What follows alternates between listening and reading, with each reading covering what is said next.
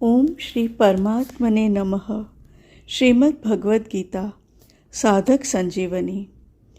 पूज्य संत श्री स्वामी राम सुखदास जी महाराज जी द्वारा हिंदी टीका। अध्याय 4 ज्ञान कर्म संन्यास योग। पेज 279 279। ऑडियो 90। श्लोक 3। स एवायं मया तेत्य योगः प्रोक्तः पुरातनः भक्तोऽसि मे सखा चेति रहस्यं ये तदुत्तमम्।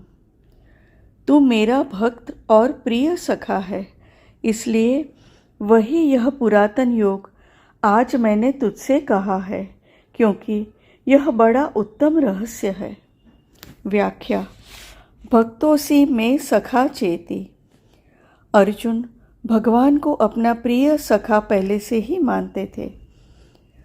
अध्याय 11 श्लोक 41-42। पर भक्त अभी।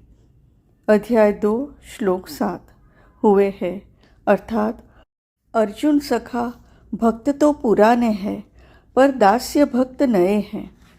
आदेश या उपदेश दास अथवा शिष्य को ही दिया जाता है, सखा को नहीं। अर्जुन जब भगवान के शरण हुए तभी भगवान का उपदेश आरंभ हुआ। जो बात सखा से भी नहीं कही जाती, वह बात भी शरणागत शिष्य के सामने प्रकट कर दी जाती है। अर्जुन भगवान से कहते हैं कि मैं आपका शिष्य हूँ, इसलिए आपके शरण हुए मुझको शिक्षा दीजिए। इसलिए भगवान अर्जुन के सामने अपने आप को प्रकट कर देते हैं, रहस्य को खोल देते हैं। अर्जुन का भगवान के प्रति बहुत विशेष भाव था, तभी तो उन्होंने वैभव और अस्त्र शस्त्रों से सुसज्जित नारायणी सेना का त्याग करके निशस्त्र भगवान को अपने सारथी के रूप में स्वीकार किया। साधारण लोग भगवान की दी हुई वस्तुओं को अपनी मानते हैं, अर्थात जो अपनी है ही नहीं, पर भगवान को अपना नहीं मानते। जो वास्तव में अपने हैं, वे लोग वैभवशाली भगवान को न देखकर उनके वैभव को ही देखते हैं।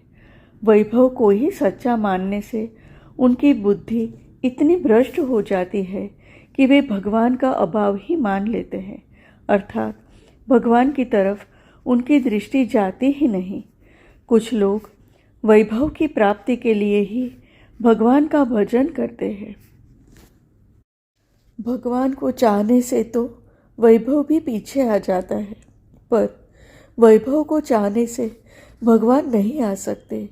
वैभव तो भक्त के चरणों में लौटता है, परंतु सच्चे भक्त वैभव की प्राप्ति के लिए भगवान का भजन नहीं करते।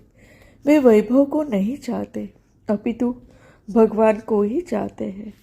वैभव को चाहने वाले मनुष्य वैभव के भक्त अर्थात दास होते हैं, और भगवान को चाहने वाले मनुष्य भगवान के भक्त होते हैं।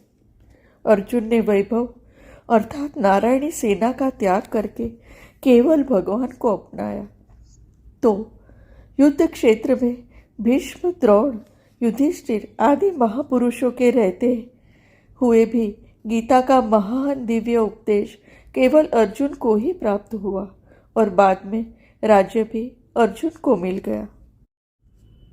एवायं मया तेद्य योगः प्रोक्तः पुरातनः। इन पदों का यह तात्पर्य नहीं है कि मैंने कर्मयोग को पूर्णतया कह दिया है, परंतु यह तात्पर्य है कि जो कुछ कहा है वह पूर्ण है।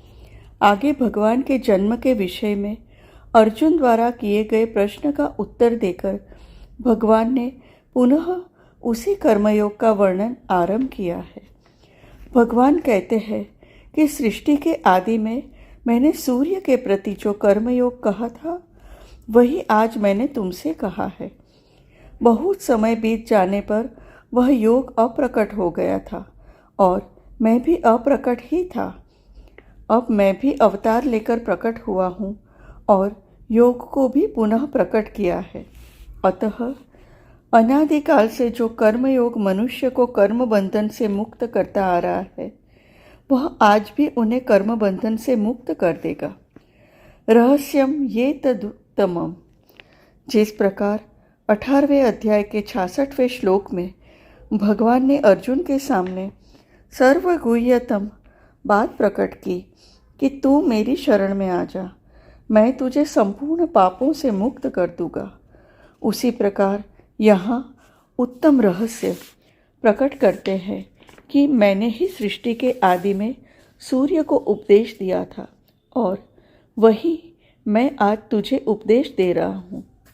भगवान अर्जुन से मानो यह कहते हैं कि तेरा सारथी बनकर तेरी आज्ञा का पालन करने वाला होकर भी मैं आज तुझे वही उपदेश दे रहा हूँ जो उपदेश मैंने सृष्टि के आदि से सूर्य को दिया था। मैं साक्षात वही हूँ और अभी अवतार लेकर गुप्त रीति से प्रकट हुआ हूँ। यह बहुत रहस्य की बात है। इस रहस्य को आज मैं तेरे सामने प्रकट कर रहा हूँ क्योंकि तू मेरा भक्त और प्रिय सखा है। साधारण मनुष्य की तो बात ही क्या है, साधक की दृष्टि भी उपदेश की ओर अधिक एवं उपदेष्टा की ओर कम जाती है।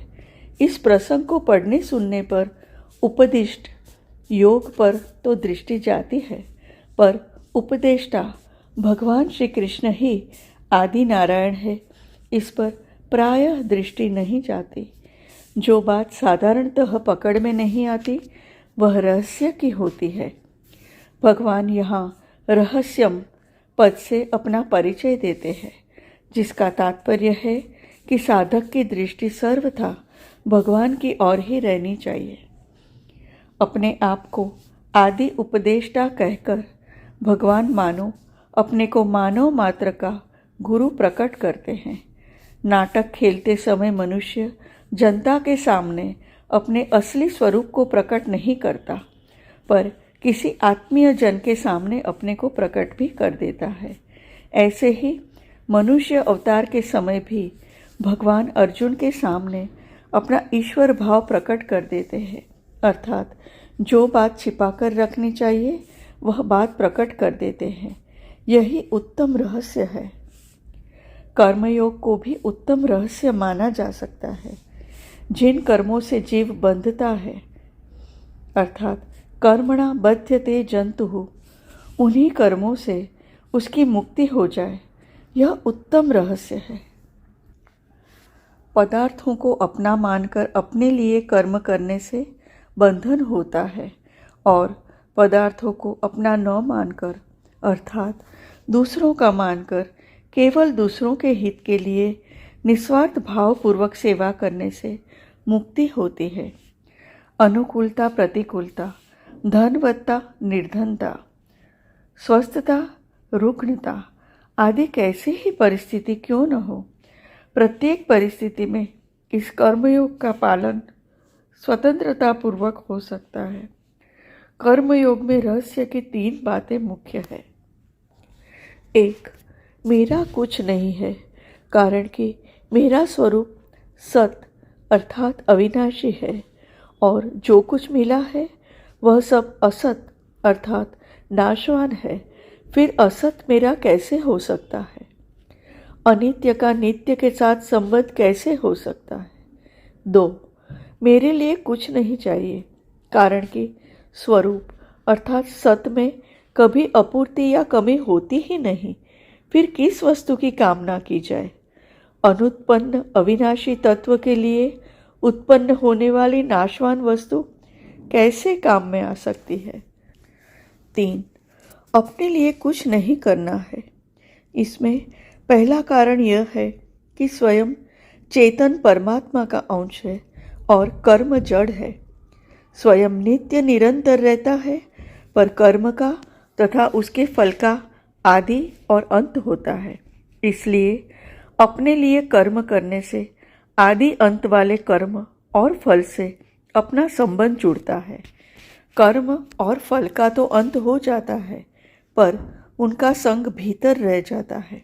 जो जन्म मरण का कारण होता है। कारणम गुण संगोस्य सदसद्योनिजन्मसु। अध्याय 13 श्लोक 21। दूसरा कारण यह है कि करने का दायित्व उसी पर आता है जो कर सकता है, अर्थात जिसमें करने की योग्यता है और जो कुछ पाना चाहता है। निष्क्रिय, निर्विकार, अपरिवर्तनशील और पूर्ण होने के कारण चेतन स्वरूप शरीर के संबंध के बिना कुछ कर ही नहीं सकता। इसलिए यह विधान मानना पड़ेगा कि स्वरूप को अपने लिए कुछ नहीं करना है। तीसरा कारण यह है कि स्वरूप सत है और पूर्ण है, अतः उसमें कभी कमी आती ही नहीं, आने की संभावना भी नहीं। ना भावो विद्यते सतः। अध्याय 2 श्लोक 16। कमी न आने के कारण उसमें कुछ पाने की इच्छा भी नहीं होती। इससे स्वतः सिद्ध होता है कि स्वरूप पर करने का दायित्व नहीं है, अर्थात उसे अपने लिए कुछ नहीं करना है। कर्मयोग में कर्म तो संसार के लिए होते हैं और योग अपने लिए होता है, परंतु अपने लिए कर्म करने से योग का अनुभव नहीं होता।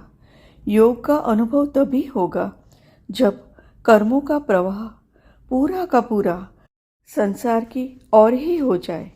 कारण कि शरीर, इंद्रियां, मन, बुद्धि, पदार्थ, धन, संपत्ति आदि जो कुछ भी हमारे पास है वह सब का सब संसार से अभिन्न है, संसार का ही है और उन्हें संसार की सेवा में ही लगाना है। अतः पदार्थ और क्रिया रूप संसार से संबंध विच्छेद करने के लिए ही दूसरों के लिए कर्म करना है। यही कर्मयोग है। कर्मयोग सिद्ध होने पर करने का राग, पाने की लालसा, जीने की इच्छा और मरने का भय ये सब मिट जाते हैं।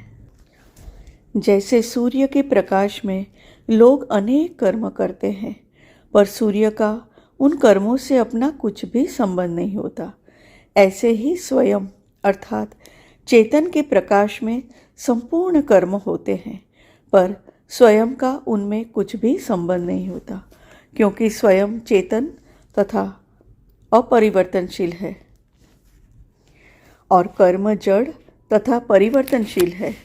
परंतु जब स्वयं भूल से उन पदार्थों और कर्मों के साथ थोड़ा भी संबंध मान लेता है, अर्थात उन्हें अपने और अपने लिए मान लेता है, तो फिर वे कर्म अवश्य ही उसे बांध देते हैं। नियत कर्म का किसी भी अवस्था में त्याग न करना तथा नियत समय पर कार्य के लिए तत्पर रहना भी सूर्य की अपनी विलक्षणता है। कर्मयोगी भी सूर्य की तरह अपने नियत कर्मों को नियत समय पर करने के लिए सदा तत्पर रहता है। कर्मयोग का ठीक ठीक पालन किया जाए तो यदि कर्मयोगी में ज्ञान के संस्कार है तो उसे ज्ञान की प्राप्ति, और यदि भक्ति के संस्कार है तो उसे भक्ति की प्राप्ति स्वतः हो जाती है। कर्मयोग का पालन करने से अपना ही नहीं प्रत्युत संसार मात्र का भी परम हित होता है। दूसरे लोग देखें या न देखें, समझे या न समझे, माने या न माने, अपने कर्तव्य का ठीक ठीक पालन करने से दूसरे लोगों को कर्तव्य पालन की प्रेरणा स्वतः मिलती है और इस प्रकार सबकी सेवा भी हो जाती है। श्लोक 3 अनुसंधान ऑडियो 91। हरि ओम।